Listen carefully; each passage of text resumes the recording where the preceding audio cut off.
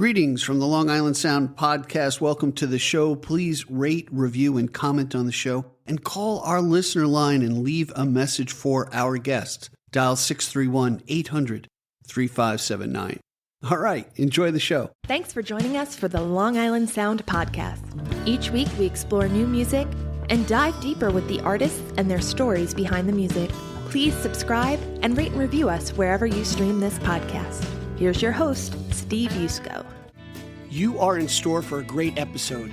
I had a fantastic roller coaster ride conversation with Mary Lamont, queen of Long Island country music.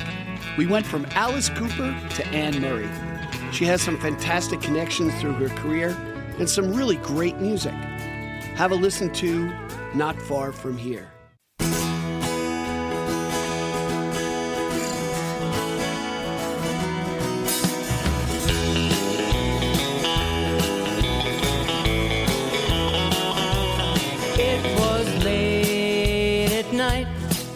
The phone was ringing. You said, hey, what you doing? I'm just sitting here singing. You invited me over, said, let's have some fun doing nothing. And I said, where's the party? Where's the fire? And you said, not far from here, not far from here.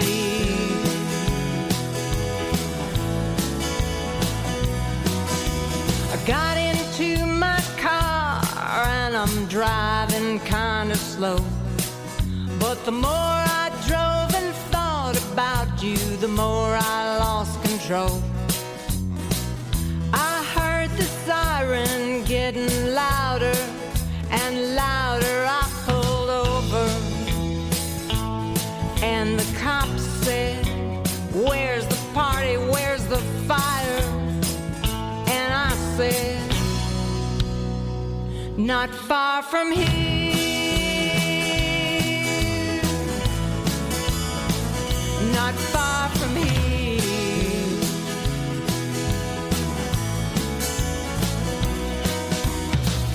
Just down the road, not too far from here. It's been too long, but it's so clear.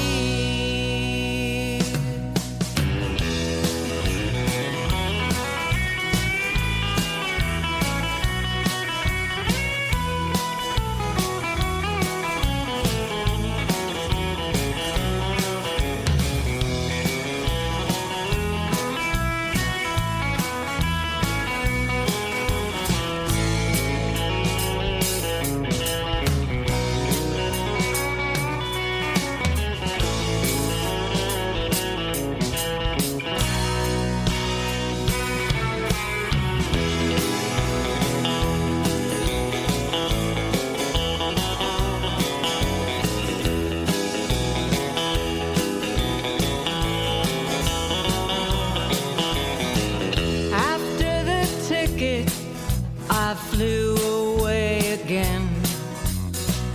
I was determined as I'd ever been. I was going to the party, I was going to the fire, 'cause you know, oh, you know, yeah, you know.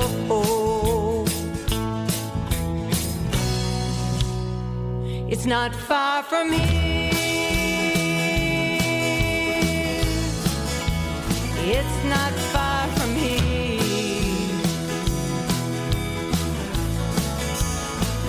Not far from here. You're not far from here. Oh, oh, oh, oh.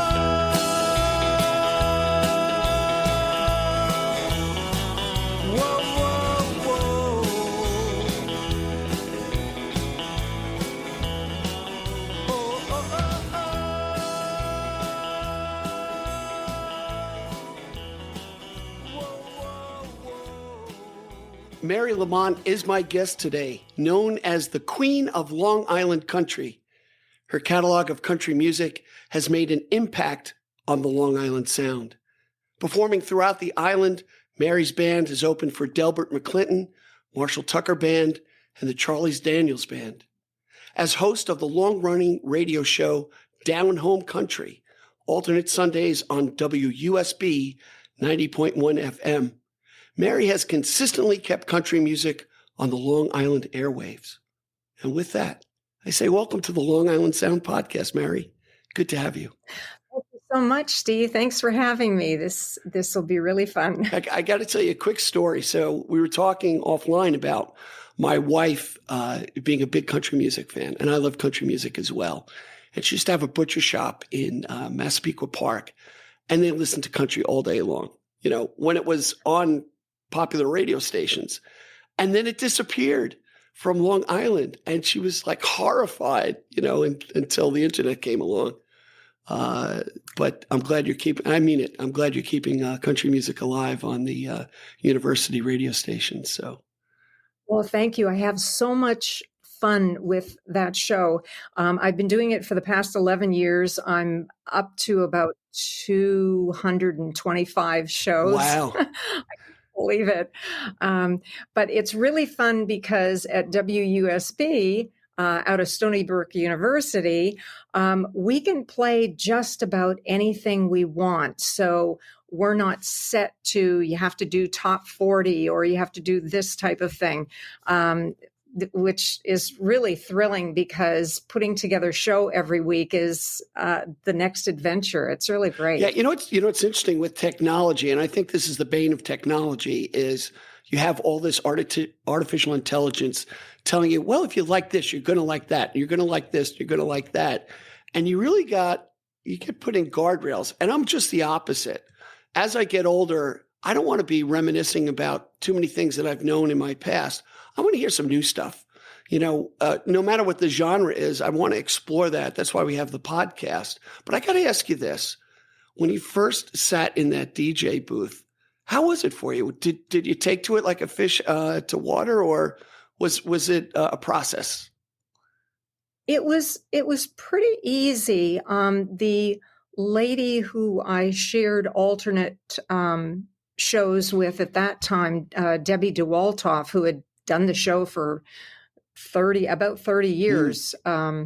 She was very helpful in showing me the board and, you know, and telling me the ins and outs of, you know, how to operate the equipment and what I should do at the half hour, you know, station IDs and all that. But we really didn't get into operating the CD player, which was a little bit different from your regular home CD player. Okay.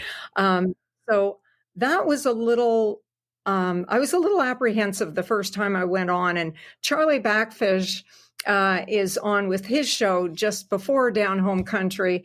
And I turned to Jim and I said, I am literally jumping off a cliff. And I walked in and Charlie was just finishing up his show.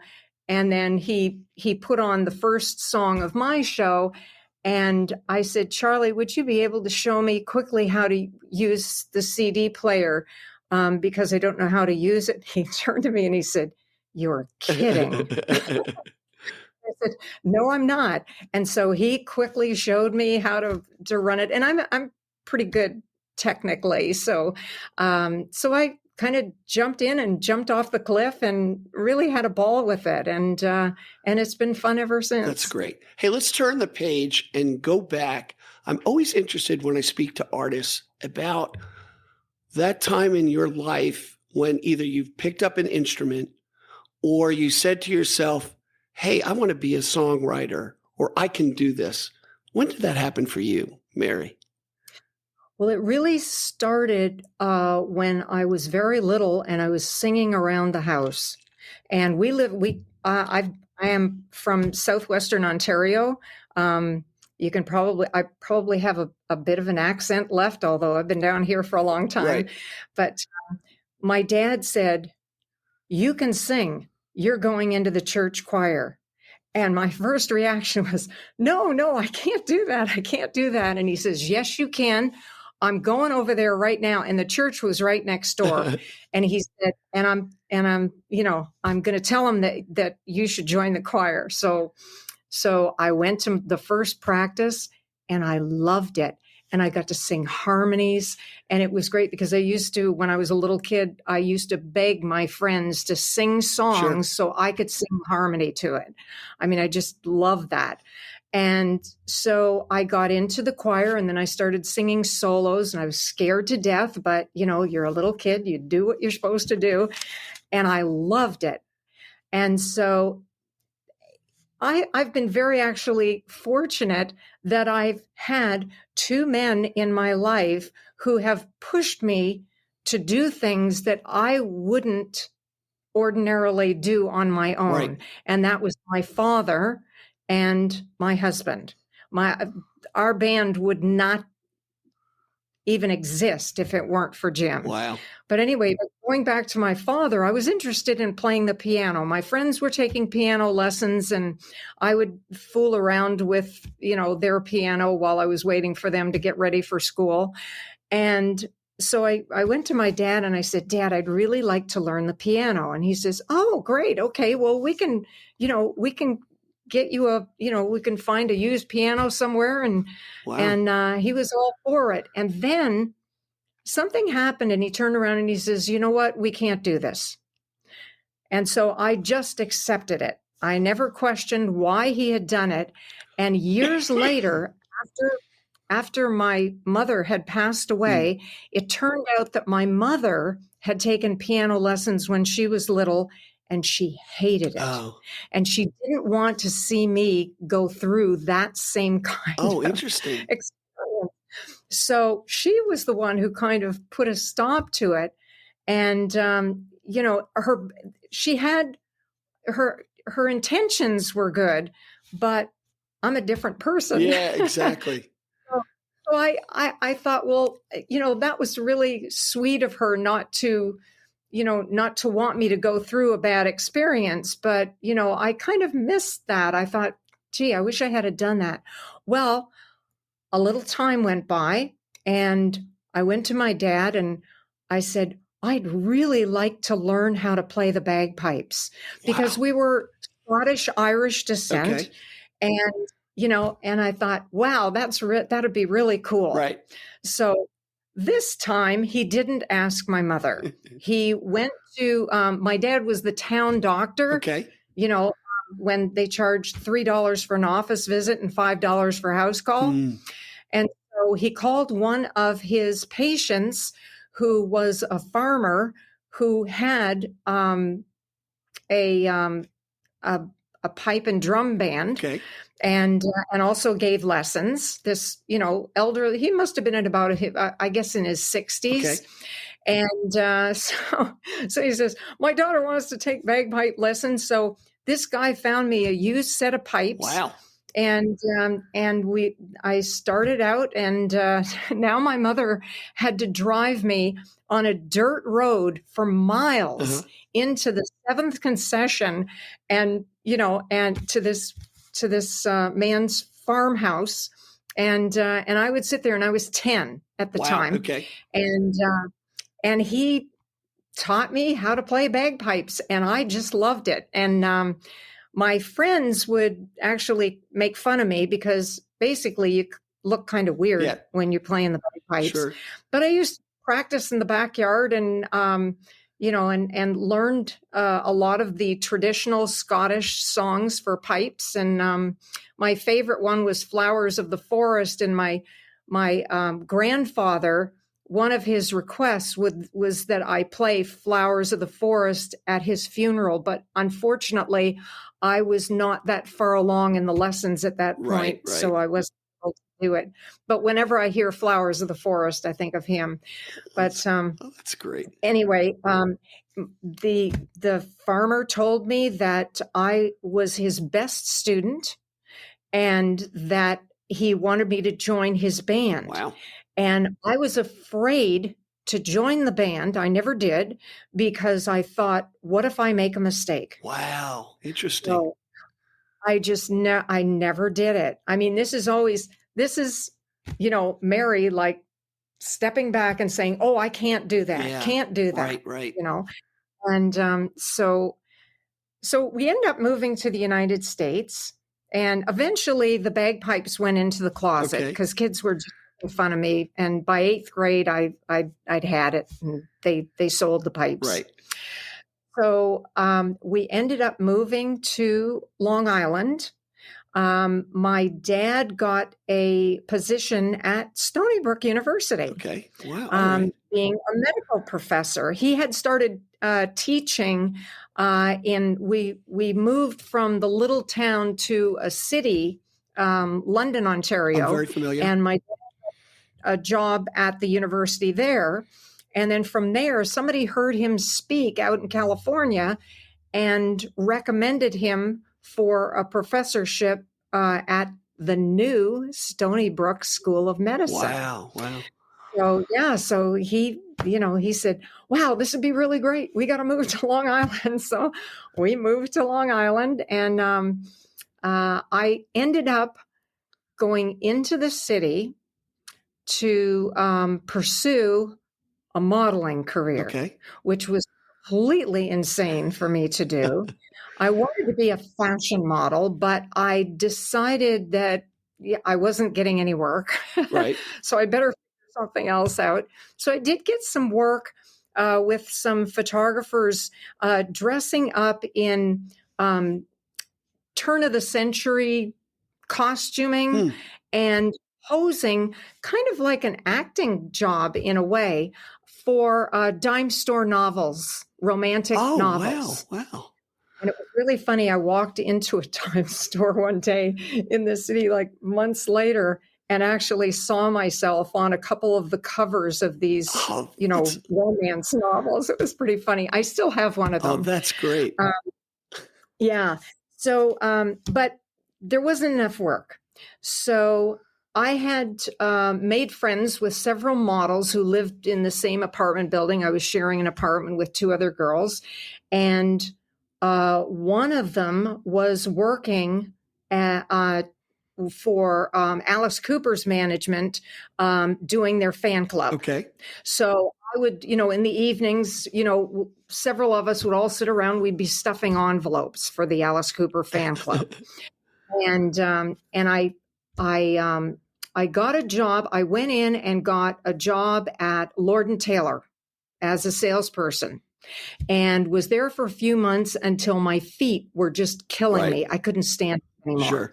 So I called my friend who was doing the Alice Cooper fan club, and I said, Susie, I just can't do this anymore. I'm going to find another job. And she says, oh, you know what? Alice Cooper's management is looking for a receptionist. Oh, come on. Wow. I said, oh my God, give me the number. This was so incredible, because back in Canada, when I was in high school, the first live band I ever saw was Alice Cooper. Oh, amazing. And I saw a small venue, and I just loved them. So this was like, oh my God, give me the number. I went on the interview. There's this girl slouched down in a seat, and she says, so can you type? And I said, not really that well. And she says, that's okay. Neither can I. Wow. So she said, when could you start? Oh my God. And so I started that Monday, and I was there for 2 years and got to know the guys in the band, and, all the roadies and everything who would come in and bring the snakes into the office. And it was completely wild, but I learned so much there. Oh, I can imagine. I learned office protocol. I learned how to handle a difficult person on the phone, how to handle difficult people when they came in. Right, sure. And I once had a lady from a teen magazine come in. She was supposed to meet with the manager who wasn't there, and she used the phone on my desk to call someone saying that the meeting wasn't going to happen, and she threw the phone at me. Oh, geez.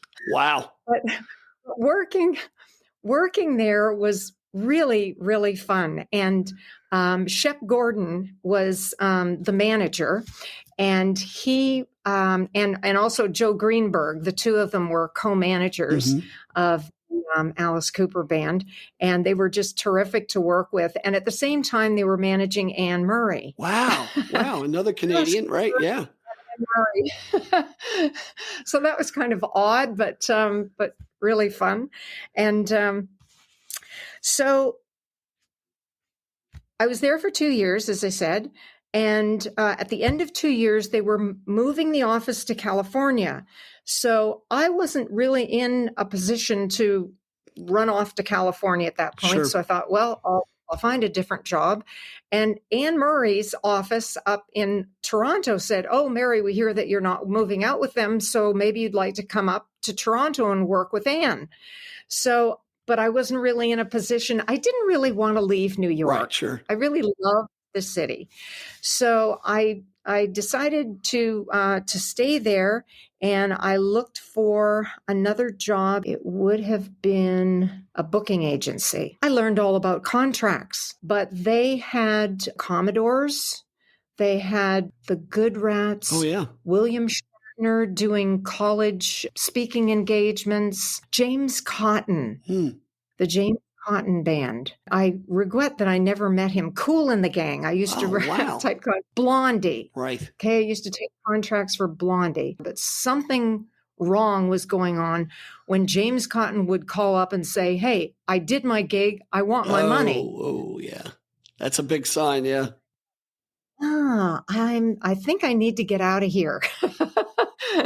Hey, Mary, let's take a quick break. And when we come back, let's talk about your experience at Crawdaddy Magazine. At the Long Island Sound, we're much more than a podcast. We're building a community. Please go to gigdestiny.com. Check out all our social media links.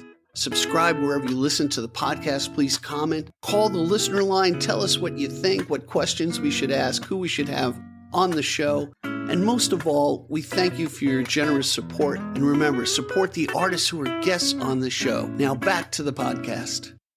So I left there and I got a job at Crawdaddy Magazine. Okay, so now I'm working for a magazine. I've done management, booking, and music publication. So I thought, and I'm learning all of what an apprenticeship, really, when you think about it. The music business, So this is really fantastic. And so I'm at Crawdaddy for a couple of years, and I loved it there. And I started working for their advertising department besides being the receptionist, and, met a lot of people and, got to know people at record companies, and the writers there were so talented. Mitch Glazer, who of course went on to be a big writer in Hollywood, and Peter Nobler ran Crawdaddy, and he's since done several books on Kareem Abdul-Jabbar and others. In fact, I transcribed tapes for him, doing 24 90-minute tapes of Kareem Abdul-Jabbar talking about his life. That was fascinating. Wow. And John Perellis. John Perellis went on to be the head of the music department at the New York Times. Timothy White went on to become the head of Billboard. He's unfortunately passed away. That was another whole adventure, going to his wake and meeting Phoebe Snow in the ladies' room, who sang there. Wow. The late Phoebe Snow. And then from there, I went to another booking agency, and they had a lot of acts, a lot of Vegas acts. Tony Bennett, Vic Damone, Peggy Lee, Liberace. I got to know Liberace. Amazing. Rodney Dangerfield, Steve Martin, Earl Scruggs, Johnny Cash. Who else? Larry Gatlin and the Gatlin brothers. So there's country. Wow. So the person I was working directly for there was the bass player of the Fenderman, Okay. who's big hit was Mule Skinner Blues. Okay. But he had become a booking agent. So I learned all about booking directly from him, and I'm sitting right outside his office. So I'm hearing all of the conversations going on, and got to be really good friends on the phone with Louise Scruggs, Earl Scruggs' wife, who was his manager and was a very smart lady. And you really had to prove yourself before she would, take you in. let into her circle. But I adored her. She was great. Wow. So I collected those contracts, got the promoters to sign them, and she really liked that. and got to meet Earl and Louise and the Sons, who, they had a band with the Sons. So where did we go from there? Jim and I ended up getting married. Jim got a phone call one day from Jim's a professional photographer. Got a phone call one day from someone he had known in the photography business, who he hadn't spoken with in a while. And he said, and they had done assignments together. And he said, I'm calling from Berlin, West Germany, and I am now road manager for Bruce Springsteen. Come on. And, wow. Yeah. And he says, Bruce has just decided that he wants a tour photographer. And he says, I know other photographers, but he doesn't want a music photographer. And you're the only person I know who can keep up with Bruce. How quickly can you get here? Oh my God. So then Jim went down to the customs department, registered all his equipment, bought a ton of bricks of film. Remember film? I sure do. Yep. 1981, and went off to Europe to tour with Bruce Springsteen. Amazing. And was there for, I guess, the better part of a month. And then I met up with him at the end of the tour. So we had this, nice little vacation in London. And then he came back, and I was helping him with his business, sometimes taking his portfolio to clients. But ultimately, where did we go from there? Oh, we got married. A little milestone. Yeah, little milestone. And then we had this wonderful little boy. And we decided around the time that he was 2 that we needed a backyard. Right. So we moved out to Long Island, and then Jim had actually bought a guitar in the city. Okay. And he had started to play around a bit out here. We met a neighbor who was a musician, and he said, why don't you come down to this jam that's happening? So Jim started to go to jams, and meanwhile, I'm still singing around the house like I was when I was, a little kid. And Jim said, we need a band. You need to be lead singer of a band.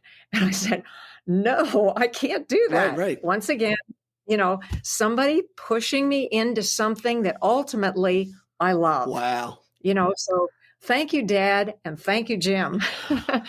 So Jim started to play a little bit more guitar, and we found when we did country songs that it just kind of fit. Right. Better than, as much as we loved rock and roll. And I mean, I was a huge punk music fan and everything growing up. The country just seemed to fit us both.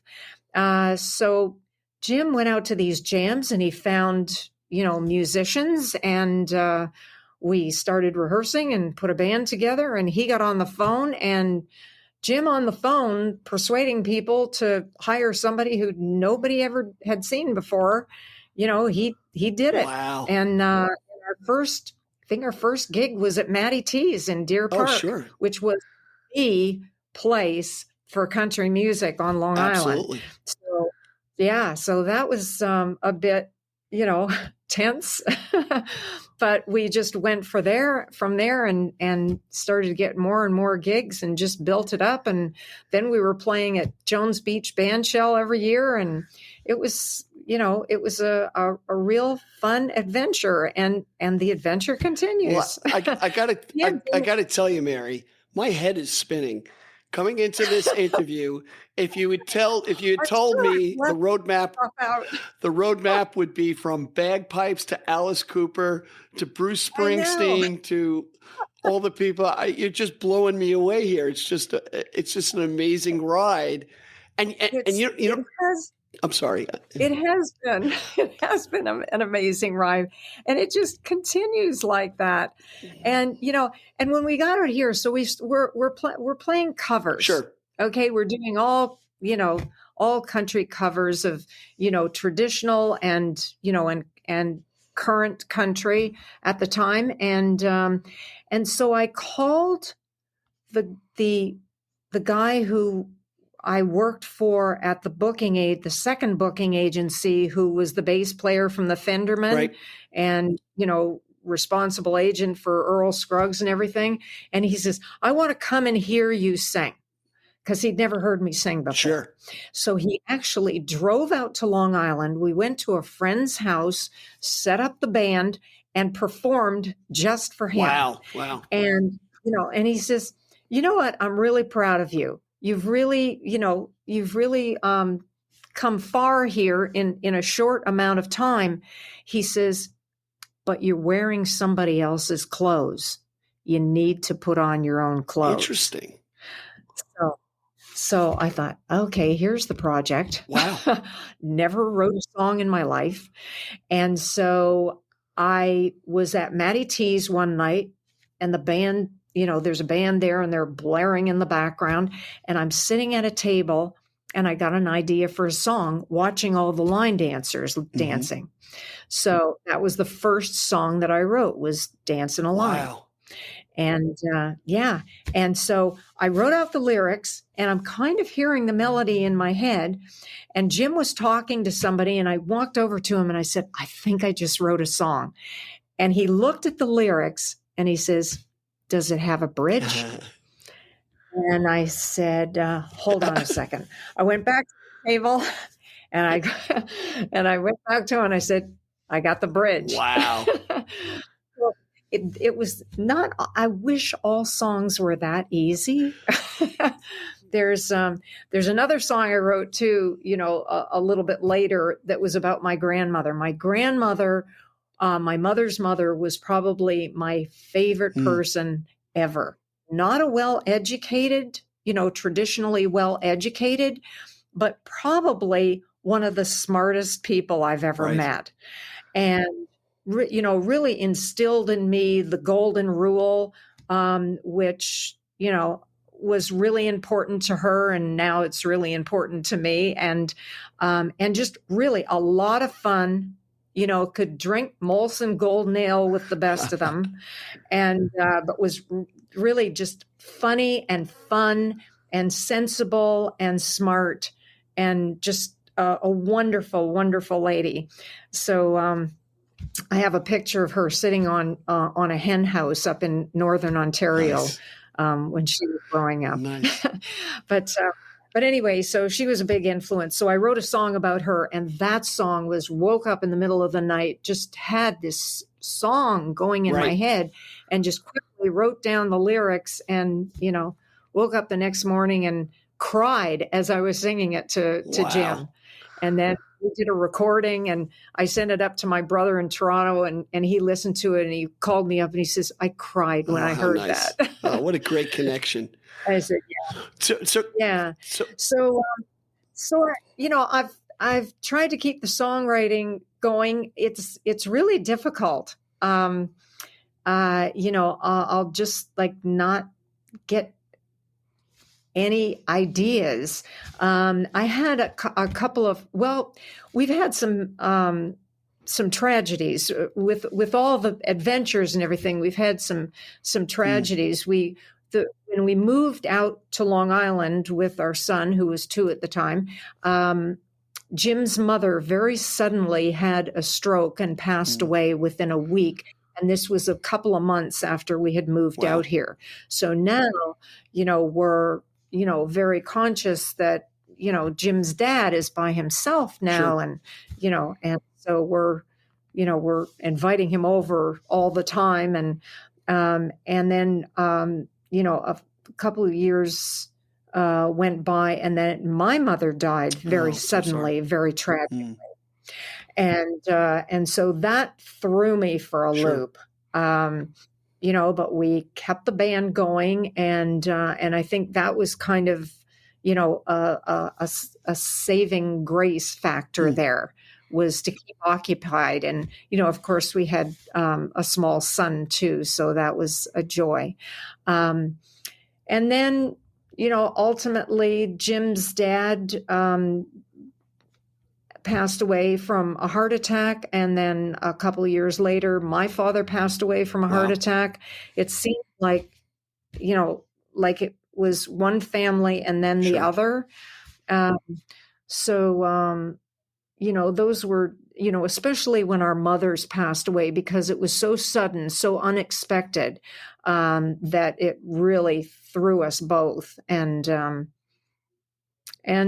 But life goes on. And we all have experiences like this, and we all find our way to cope with them and then move on and keep their memories alive. And I feel as though my mother's with me every day, every single day. And you know what's great about music too? It's so healing in so many different ways, not only for the writer, but for the audience and what they pull out of a song, which may not have been your intention, but they pull things from it. And that's what I love about country music.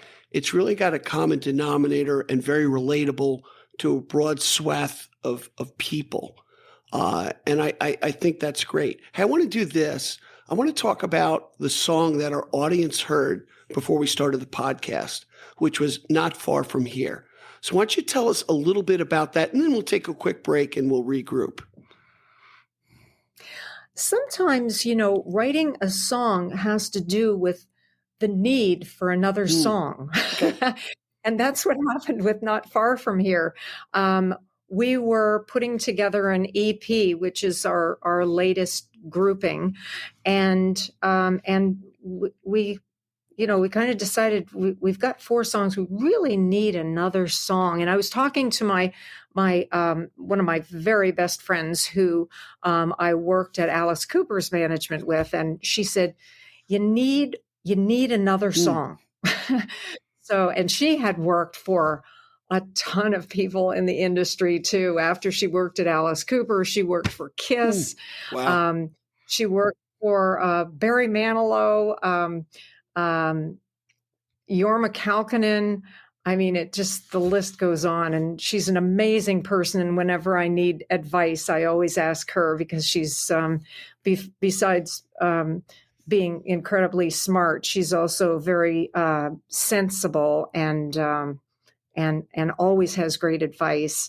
So she says, "You need another song." So it's like, oh, there was the project, right? The same thing that the booking agent had said to me, you need to do this. So that song happened fairly quickly, actually, and then ultimately became the title track of the grouping of songs. Wow, amazing.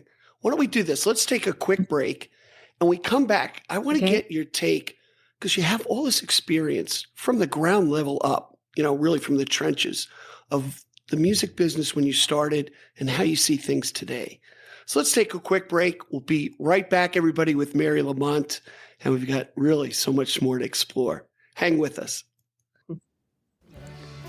Are you a singer-songwriter who wants to take your music to the next level, and you need some professional musicians and really that expertise to help you along? Well, check out Melts in Your Ears Studio. It's Mike Nugent's studio. If you like what you've heard here today, Mike's the guy who can make the connections, put the tracks together, and give you a quality product. Check it out. Hey, everybody. We're back with Mary Lamont after that short break.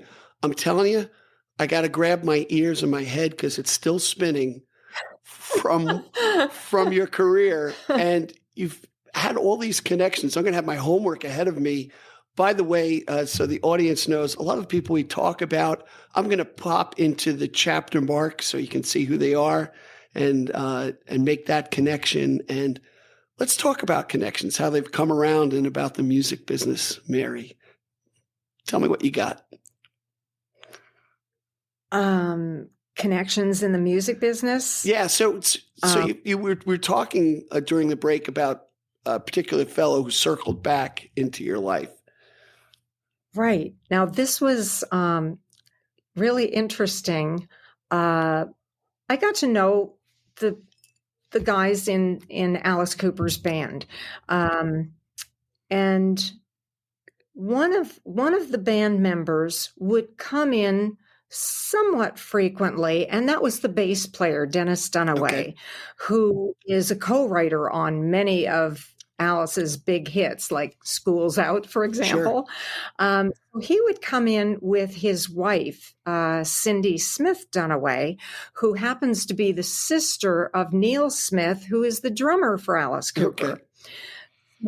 So they would come in, and they were just the most adorable couple. And I just really liked them a lot. So they would come in here and there, and years later, Dennis, had his own music projects, the Dennis Dunaway Project, and he also has a wonderful band with two original members from Blue Oyster Cult called Blue Coop. Okay.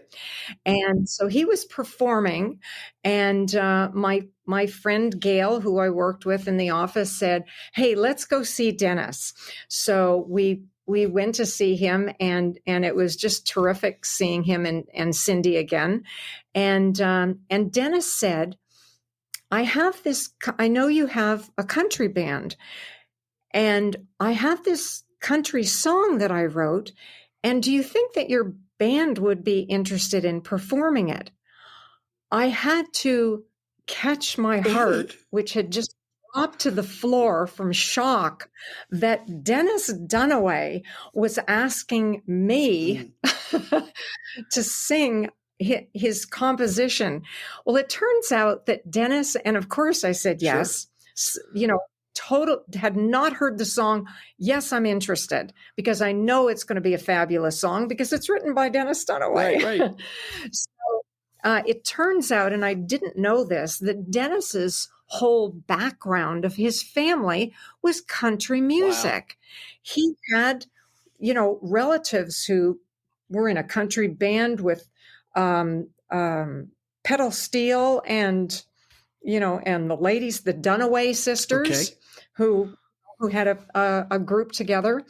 And so this was news to me. So that was really, that was really fun to learn. And so he gave us this song. He had hoped that one of his daughters was going to sing a demo with him playing guitar, but unfortunately she was, I guess, out of town or something. So he ended up singing it himself, just with guitar, and sent us this MP3 of it. And so we took it into the studio and pulled in, a pedal steel and Jim's guitar, bass and drums, and really had fun with it. And we sent it to him, holding our breaths. Yeah, sure. And he loved it. Wow. He said, it's just got the right amount of country twang, and your voice sounds great, and the guitar and steel are fantastic. And, he says, it sounds terrific. So that is also on our... what's the title of the song, Mary? What Was Right for You Left Nothing for Me. Oh, that's great. So think Alice Cooper country. It's kind of a dark lyric. I really love it. And what I would really love to do sometime is to make a video of that song. Wow. We did one for Not Far From Here. But I think that song would lend itself so nicely to a video. So that's got to be a project at some point. All right. Hey, well, let's not leave our audience in suspense. You brought that to the table, so let's have them listen to the song right now. And we'll be right back after the song, everybody. Stick with us.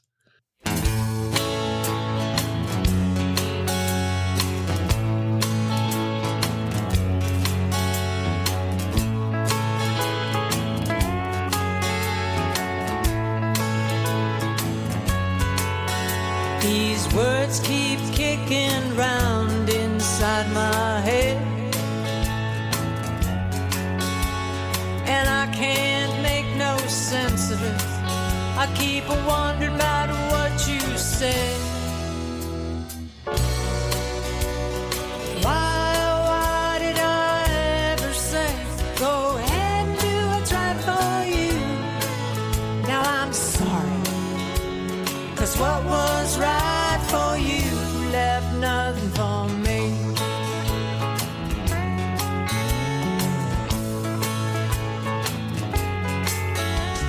The bedroom floor is covered in shattered glass, and I've sunk into my bottle, and I just don't think I'll last. Why did I ever say, go ahead and do what's right for you? Now I'm angry, 'cause what was right for you left nothing for me. Maybe time will change my mind, and you won't seem like such a backstabber. Maybe time will heal my wounds, but for now, I'm just getting madder.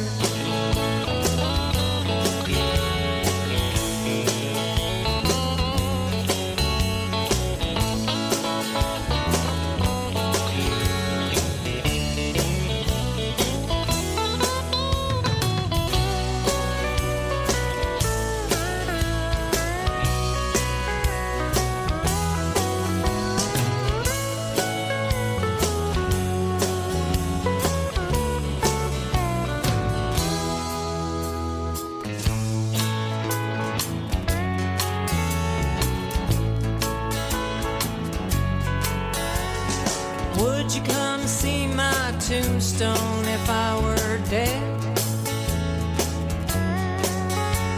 I won't be resting peaceful, I'll be lying there seeing red.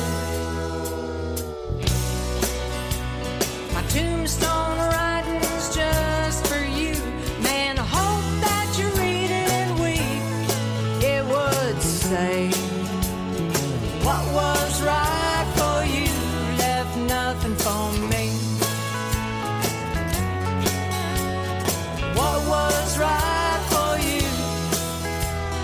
What was right for you? What was right for you left nothing for me. Nothing for me. No, nothing for me. Nothing for me.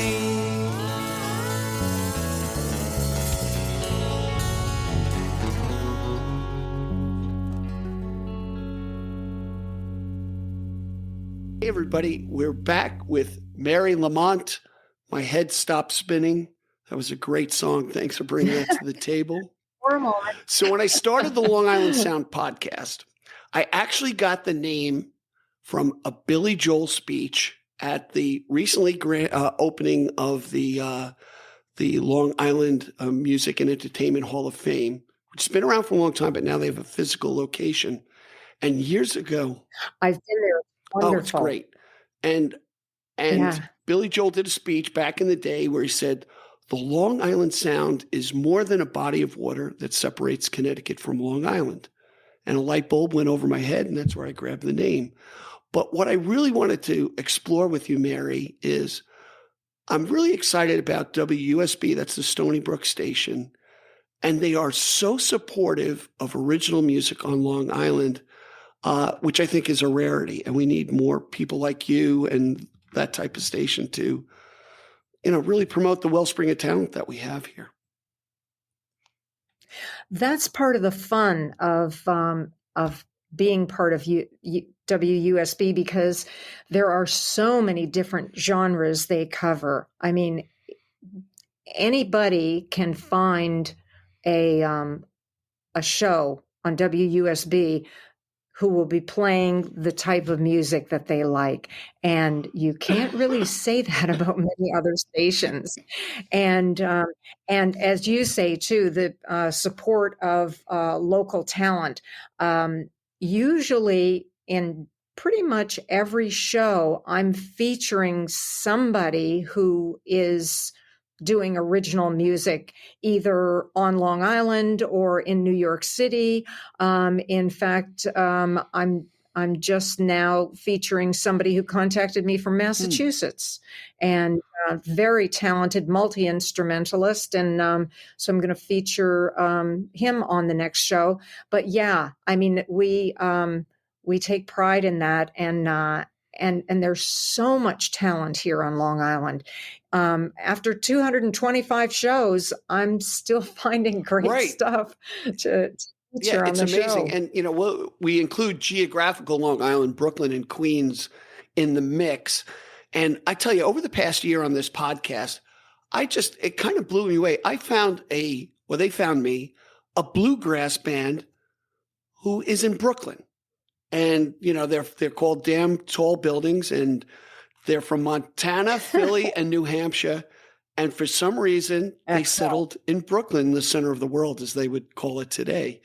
And that kind of it took me back. I'm like, wow, there's just so much here. There's just a potpourri of tell me what you like, and we'll find a band or a venue that's going to support it. And yet, on the other hand, I guess one of my laments is that I wish there were more venues that were supportive of original music. My friend Mike Nugent says, hey, it's the time of the tribute band, and that has its place. You got to market, you got to bring in, sell tickets and beer and food and stuff. But I wish there were more. I just wish there were more places like Katie's of Smithtown and Bartini and Babylon and some of the larger venues, Yeah, there are not enough places, but at the same time, sometimes it's difficult to get people to come out for original music. Whereas with a tribute band, you know exactly what you're going to get. You know the material, and somebody's practiced very hard. And some of these tribute bands are pretty amazing.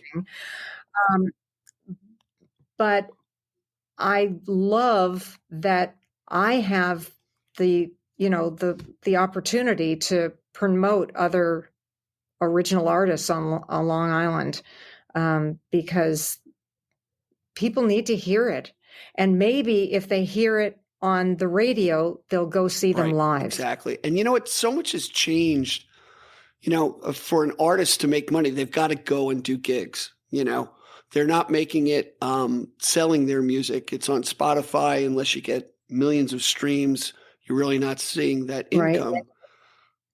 Right. $5. Yeah, exactly. Yeah. Oh, I got a $5 check from 2 years ago. Yeah. But I think that's one of the things, and this is self-touting my platform here, is the Long Island Sound podcast gives another platform for people to expose their music. And it solves my curiosity. Every time I've seen somebody live, what's come into my mind is, what's her story? What's his story? How did they get into it? And I'm still fascinated by your story. I mean, we could do like five podcasts, Mary. It's just everybody's got a cool story. So I got to ask you this. Back to the songwriting. Is it all on your shoulders for your band? Like, are you? Oh, okay. Oh, not at all. I mean, my husband has been so, for lack of a better pun, instrumental in in putting this band together, in encouraging me to be the head of the band, in the guitar work that he does, in the riffs that he plays around the house that inspire me to write music. Wow. From what he's doing, and he'll just play something over and over again, and suddenly it'll sound like something to me. I'll come up with a few words and then expand on that. So he has clearly been very instrumental in every aspect of it. If it weren't for, it should be called the Jim Marchese Wow. Band, because it's, it's really all of his doing. And as far as, I feel like I'm sort of on a mission here, I guess, on a mission at WUSB to introduce people to music maybe that they've never heard, whether it's new stuff on the Americana charts or a local artist who's just up and coming, to, performing with my band, to give people some entertainment. With people have problems and they want to forget about them for a while. And I feel that's my job to make them laugh, make them tap their foot to some pleasant music for an hour and a half or whatever. We actually enjoy doing libraries. We do a lot of library shows. It's a sit down listening audience, and we just really have a lot of fun with it. And people have told me, you're a real entertainer. I just get up there and tell stories. Just like we're doing here now. But I think maybe somebody might find this amusing or make a connection or entertaining. Yeah. So it's really fun. It's a drag at the end of the show because it's over. Then you had to break down all the equipment and put it back. Exactly. We're our own roadies. But you hit on something, Mary, and couple things I'm getting from this episode. One, and it's a common denominator in a lot of the interviews I've had with artists, and those people in their lives that were encouraging to say, hey, you can do this, is so important in that. And the other thing is being a good storyteller.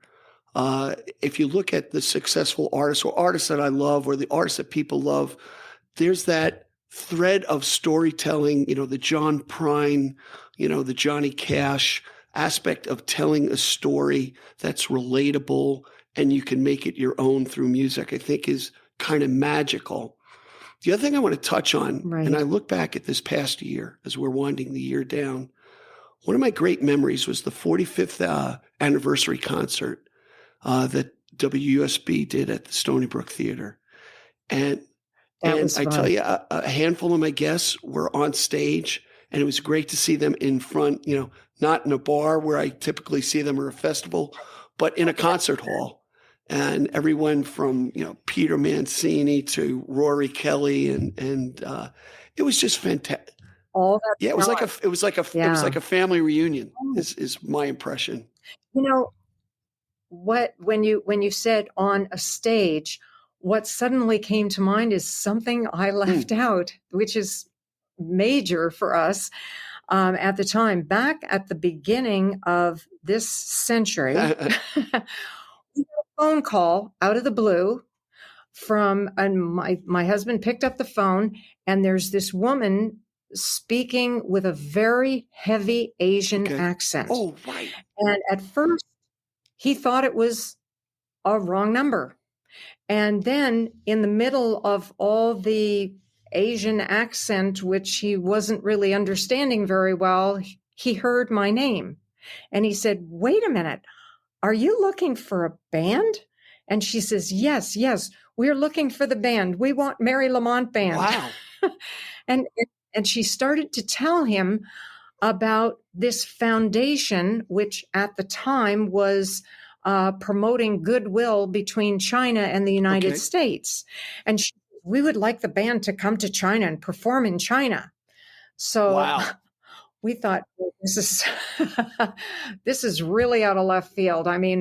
We've gone through Alice Cooper, Bruce Springsteen, and everything else.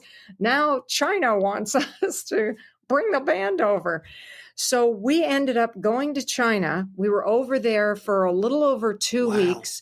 We crisscrossed through the country, playing in various large venues. We started out playing in like a Hilton hotel that had a massive room, like a banquet hall room.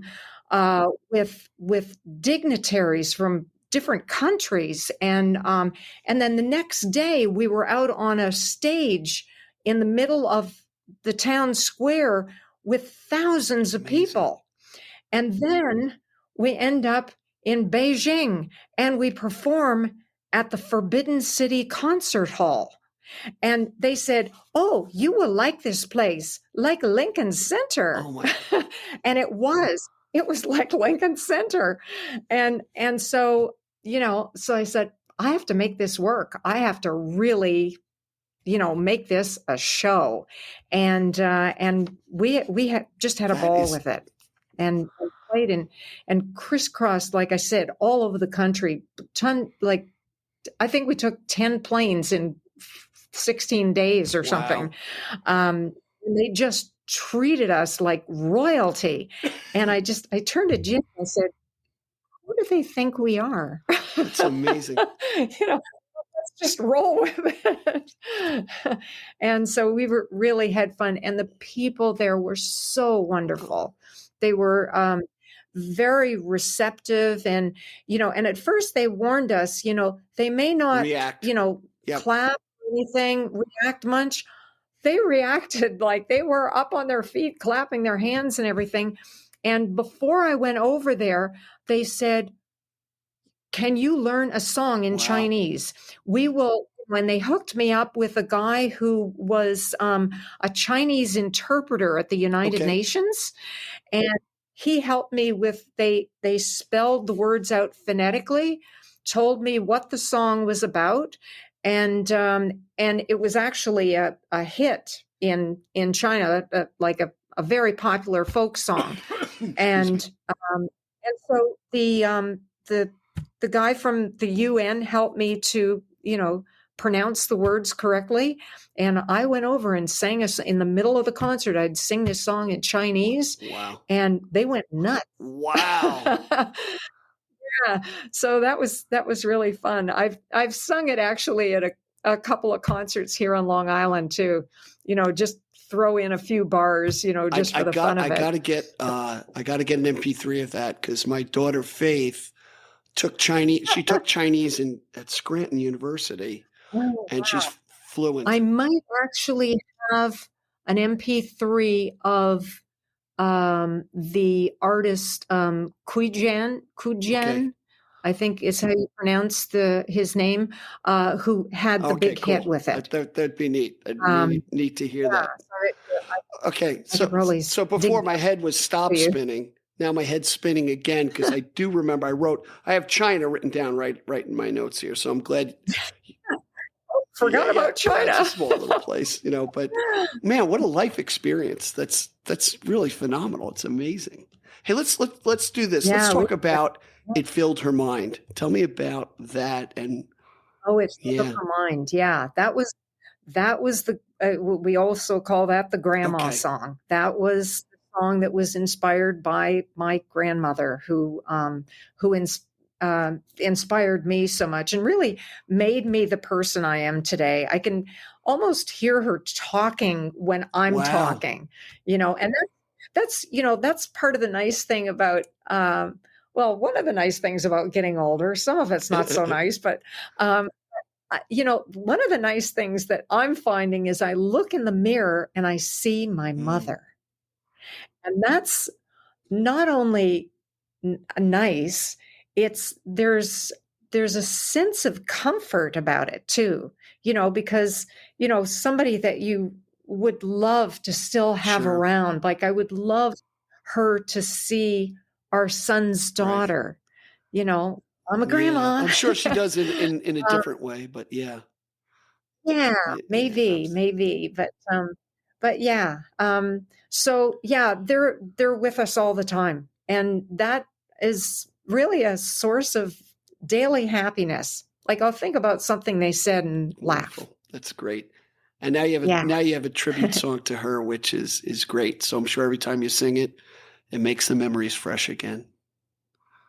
And now I just got an idea for a song for our 2-year-old granddaughter. Just this moment? It's a little. Oh, okay. Well, no, not this moment. Just a couple days ago. Just a couple days ago, it just reminded me. I have to get on that. So, when she gets a little bit older, she'll have a song that was written Wonderful. about her. All right. Let's check out the song, It Filled Her Mind. Got that right, correct? It filled up her mind. We'll be right back after the song. Enjoy, everyone.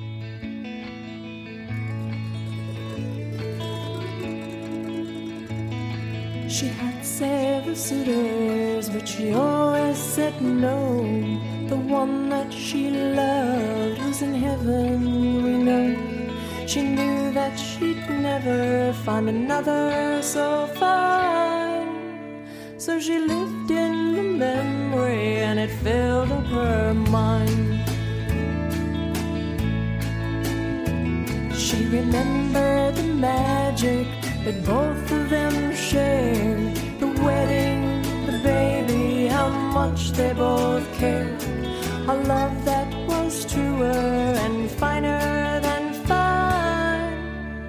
And she loved him completely and it filled up her mind. Filling her thinking with all the good things of his leaving so young, and the sadness it brings. Someday she knew that she'd see him again, and they'd be together like they've always been. And the music box dancers that he gave her one day are next to the records that they used to play. And the dancers twirl around and the music's sublime. She remembered their dancing and it filled up her mind.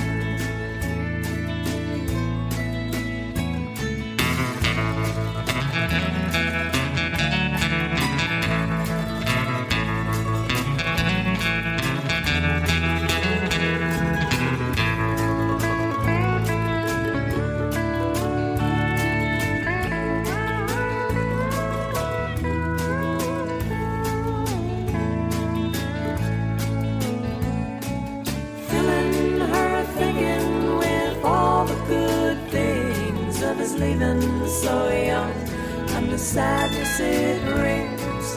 Someday she knew that she'd see him again, and they'd be together like they've always been. Well, she had several suitors, but she always said no. The one that she loved was in heaven, we know. She knew that she'd never find another so fine. So she lived in the memory and it filled up her mind.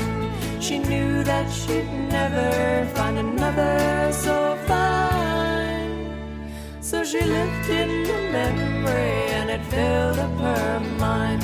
Yeah, she lived in the memory and it filled up her mind.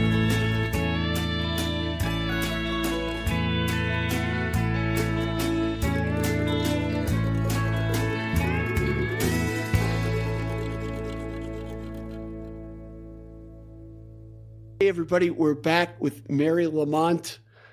We just came back from China, and just amazing how things come your way, Mary. Just amazing stuff, amazing stories.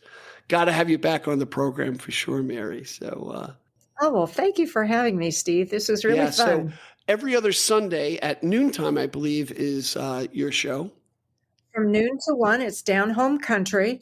And then if you tune in on a week when I'm not when I'm not broadcasting, it will be the wonderful Gene Casey, another musician here on Long Island, who has just started doing the alternate weeks of Down Home Country back in the summer.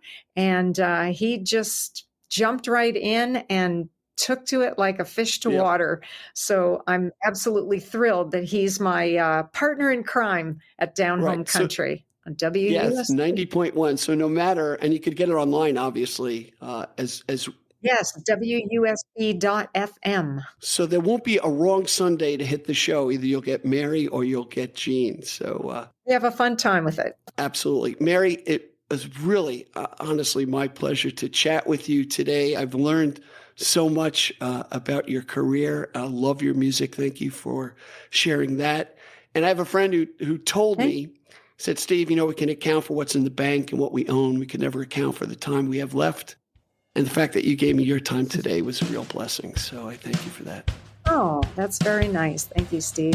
Thanks for having me. Much appreciated. Take care, everybody. Bye-bye. Thank you for joining us today. I appreciate the time you spent with us. Please subscribe and comment and visit us at gigdestiny.com. Till next time, be generous with your joy, keep your spirits high, and let the music take you on a journey. Be well. Peace. Thanks so much for listening. Please rate, review, and comment on the show. We really love to hear from you. And call our listener line at 631-800-3579. Again, thanks so much. Be well.